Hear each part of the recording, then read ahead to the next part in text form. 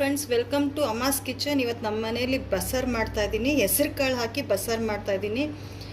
So ಇದಕ್ಕೆ ಬೇಕಾಗಿರೋಂಥ ingredients ಇದು ಒಗ್ಗರಣೆಗೆ, ಇದು ಹುರ್ಕೊಳ್ಳೋಕ್ಕೆ, ಇದು ಹಸಿಯಾಗಿ ಹಾಗೆ ರುಬ್ಬೋದಕ್ಕೆ, ಮತ್ತು ತೆಂಗಿನಕಾಯಿನೂ ಸಾಂಬಾರಿಗೆ ರುಬ್ಕೊಳ್ಳೋಕ್ಕೆ.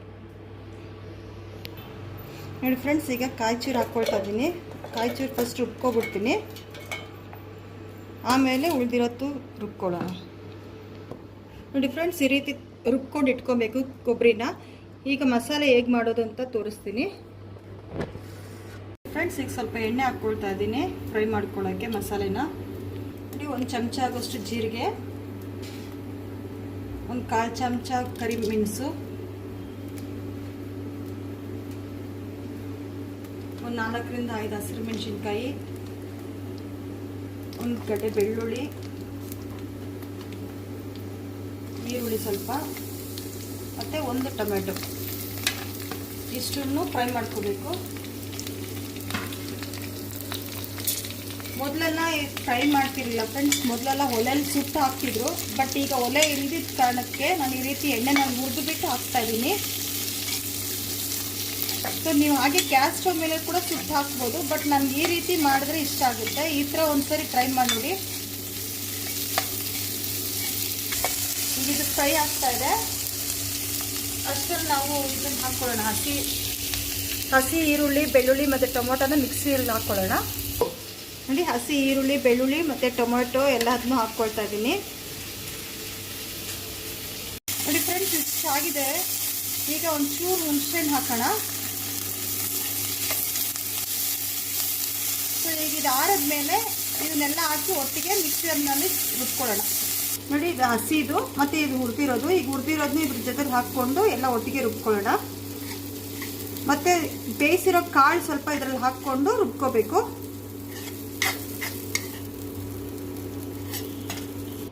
ನೋಡಿ, ಮಸಾಲೆ ಒಳಗಡೆ ಬೇಯಿಸಿರೋಂಥ ಕಾಳು ಸ್ವಲ್ಪ ಹಾಕ್ಕೊಂಡು ರುಬ್ಕೊಳ್ತಾ ಇದ್ದೀನಿ.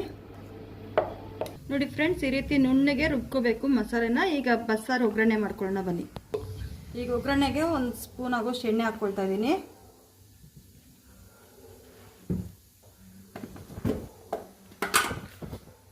ಎಣ್ಣೆ ಬಿಸಿ ಆದಮೇಲೆ, ಈಗ ಎಣ್ಣೆ ಬಿಸಿಯಾಗಿದೆ, ಸ್ವಲ್ಪ ಸಾಸಿವೆ ಹಾಕ್ಕೊಳ್ಳೋಣ. ಸಾಸಿವೆ ಚೆನ್ನಾಗಿ ಸಿಡಿಬೇಕು.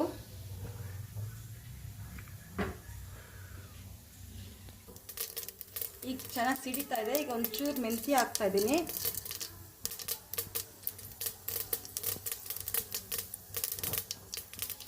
ಇದು ಕುಟ್ಟಿರೋಂಥ ಬೆಳ್ಳುಳ್ಳಿ, ಒಂದು 2-3 ಒಣಮೆಣಸಿನ್ಕಾಯಿ, ಸ್ವಲ್ಪ ಹಚ್ಚಿರೋಂಥ ಈರುಳ್ಳಿ, ಒಂದು ಸ್ವಲ್ಪ ಕರಿಬೇವು ಸೊಪ್ಪು.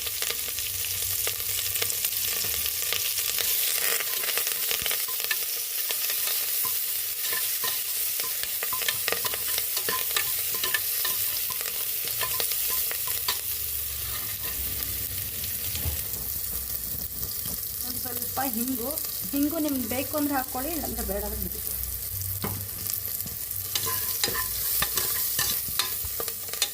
ಈಗ ರುಬ್ಬಿರೋಂಥ ಮಸಾಲೆ ಹಾಕ್ಕೊಳ್ಳೋಣ.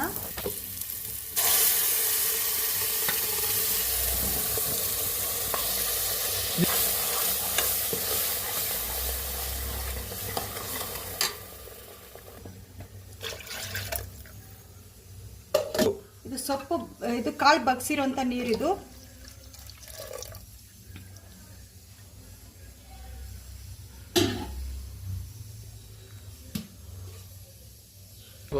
ಈಗ ನಿಮ್ಮ ಸಾರು ಕನ್ಸಿಸ್ಟೆನ್ಸಿ ನೋಡ್ಕೊಂಡು ನೀರು ಹಾಕ್ಕೊಳ್ಬೋದು. ನೋಡಿ, ನಾನು ಇಷ್ಟು ನೀರು ಹಾಕಿದ್ದೀನಿ.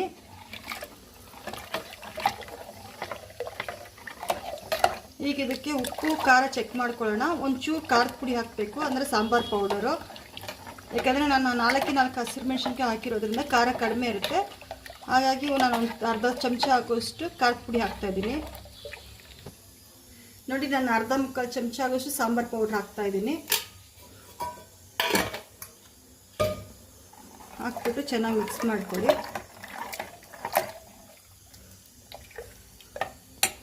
ಪುಡಿ ಸೊ ಈಗ ನೀವು ಇದಕ್ಕೆ ಉಪ್ಪು ಚೆಕ್ ಮಾಡಿಕೊಂಡು ಉಪ್ಪು ಹಾಕೋಬೇಕು. ಉಪ್ಪು ಕರೆಕ್ಟಾಗಿದ್ದರೆ ಏನು ಬೇಕಾಗಿಲ್ಲ. ಉಪ್ಪು ಕುದಿಯೋಕೆ ಇಟ್ಟಿದ್ದೀನಿ. ಆ ಸಾರು ಕುದಿಯೋ ಅಷ್ಟರಲ್ಲಿ ನಾನು ಪಲ್ಯಕ್ಕೆ ಒಗ್ಗರಣೆ ಮಾಡೋಕ್ಕೆ ತೋರಿಸ್ತಾ ಇದ್ದೀನಿ. ಈಗ ಎಣ್ಣೆಗೆ ಬೆಳ್ಳುಳ್ಳಿ ಹಾಕಿದ್ದೀನಿ. ಬೆಳ್ಳುಳ್ಳಿ ಫ್ರೈ ಆದಮೇಲೆ ಈರುಳ್ಳಿ ಕರಿಬೇವಿನ ಸೊಪ್ಪು ಎರಡು ಹಾಕ್ತಾ ಇದ್ದೀನಿ ನೋಡಿ.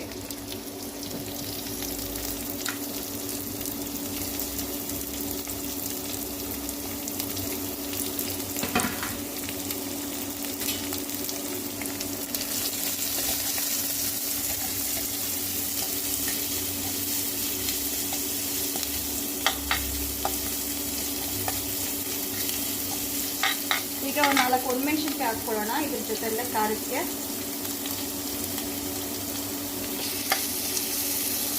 ಬೆಳ್ಳುಳ್ಳಿ, ಈರುಳ್ಳಿ, ಕರಿಬೇವಿನ ಸೊಪ್ಪು ಮತ್ತು ಒಣಮೆಣಸಿನ್ಕಾಯಿ ಇಷ್ಟನ್ನು ಚೆನ್ನಾಗಿ ಫ್ರೈ ಮಾಡ್ಕೋಬೇಕು. ಇದು ಪಲ್ಯದ ಒಗ್ಗರಣೆ.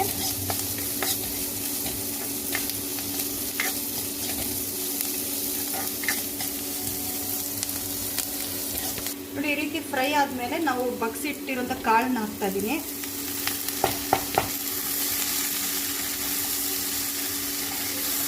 ಹೆಸರು ಕಾಳು ಮತ್ತು ಆಲೂಗಡ್ಡೆ ಹಾಕಿದ್ದೀನಿ. ನೀವು ಯಾವ ತರಕಾರಿ ಬೇಕಾದ್ರೂ ಹಾಕ್ಕೋಬೋದು, ಇಲ್ಲಾಂದರೆ ಸೊಪ್ಪಿನ ಬಸ್ಸಾರು ಕೂಡ ಚೆನ್ನಾಗಿರುತ್ತೆ, ಮತ್ತು ಬೇರೆ ತರಕಾರಿಗಳ ಬಸ್ಸಾರು ಕೂಡ ಸೂಪರಾಗಿರುತ್ತೆ. ನಾನಿವತ್ತು ಆಲೂಗಡ್ಡೆ ಮತ್ತು ಹೆಸರು ಕಾಳು ಹಾಕಿ ಬಸ್ಸಾರು ಮಾಡಿದ್ದೀನಿ.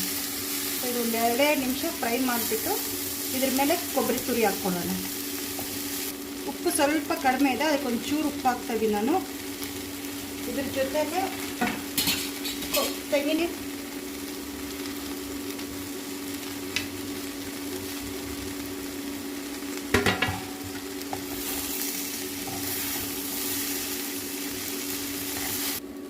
ನೋಡಿ ಫ್ರೆಂಡ್ಸ್, ಪಲ್ಯ ರೆಡಿ ಆಗಿದೆ. ಈಗ ಸ್ವಲ್ಪ ಕೊತ್ತಂಬರಿ ಸೊಪ್ಪು ಹಾಕೋಣ. ಈಗ ಇದನ್ನು ಮಿಕ್ಸ್ ಮಾಡಿಬಿಡೋಣ. ಸೊ ಪಲ್ಯ ರೆಡಿ ಆಗಿದೆ. ಈಗ ಸಾರು ಕುದೀತಾ ಇದೆಯಾ ಅಂತ ನೋಡೋಣ. ಫ್ರೆಂಡ್ಸ್, ಸಾರು ಕುದೀತಾ ಇದೆ. ಈಗ ಒಂಚೂರು ಕೊತ್ತಂಬರಿ ಸೊಪ್ಪು ಹಾಕೊಳ್ಳೋಣ.